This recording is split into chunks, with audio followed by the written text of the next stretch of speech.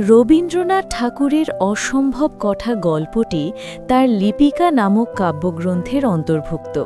এটি কোনো প্রচলিত রৈখিক গল্পের মতো নয়, বরং এটি একটি রূপকধর্মী ও ভাবপ্রধান রচনা।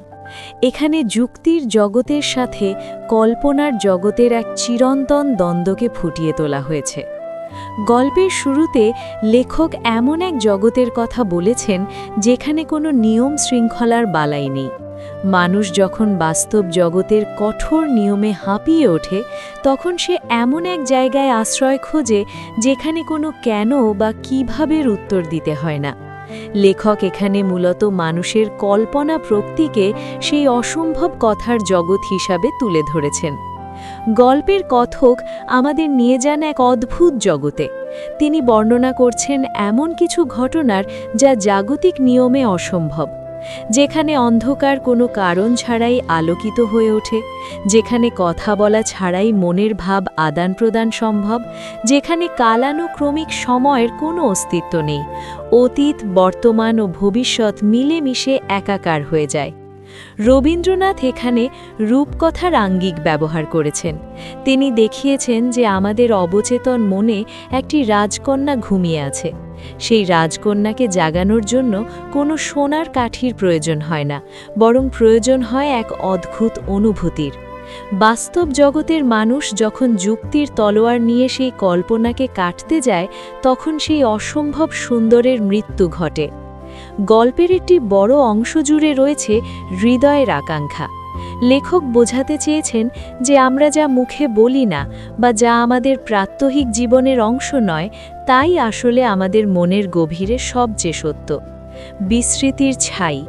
জীবনের হাজারো ছোটখাটো কাজের চাপে আমাদের আসল সত্তা বা কল্পনা ধুলোর নিচে চাপা পড়ে থাকে। অসম্ভবের আহ্বান। মাঝে মাঝে হঠাৎ কোনো সুর বা কোনো স্মৃতি আমাদের সেই হারানো জগতের কথা মনে করিয়ে দেয়, যেখানে সব কিছুই সম্ভব ছিল।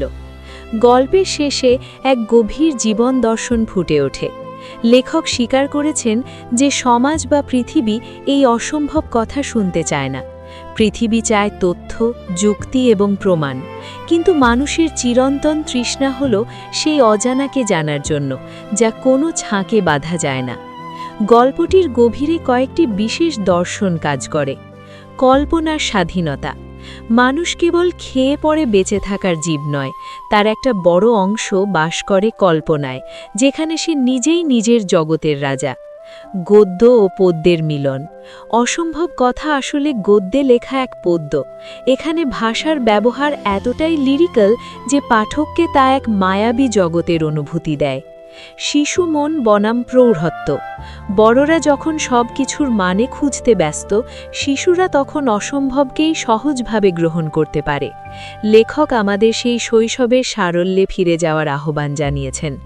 উপসংহার।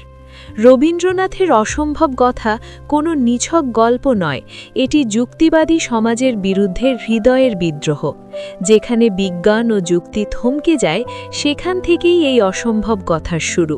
এটি প্রমাণ করে যে মানুষের মনের সবটুকুকে ব্যাখ্যা করা সম্ভব নয়, আর সেই ব্যাখ্যার অতীত অংশটুকুই হল জীবনের সবচেয়ে বড় সম্পদ।